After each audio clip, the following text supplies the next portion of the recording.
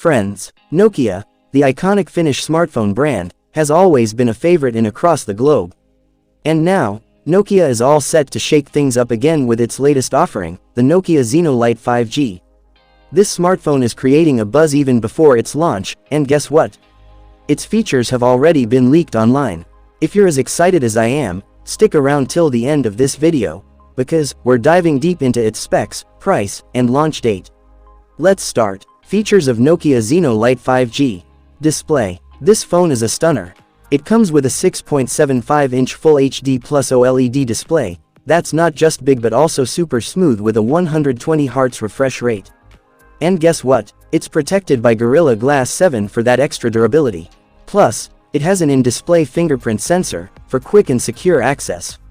Camera setup. Now, let's talk about the camera, because this is where the Nokia Zeno Lite 5G truly shines.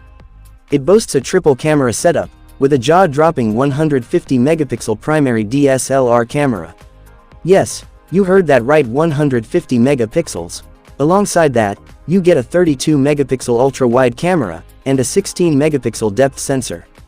And for all the selfie lovers out there, there's a 64-megapixel front camera. Performance. Under the hood, the Nokia Zeno Lite 5G is powered by the Snapdragon 8 Gen 2 octa-core processor. Yes, the same chipset that powers some of the most premium flagships out there. And when it comes to the operating system, it's expected to run on Android 15 straight out of the box. That means you're getting top-notch performance in the latest software features. Battery and charging. Powering this beast is a massive 6500 mAh lithium polymer battery.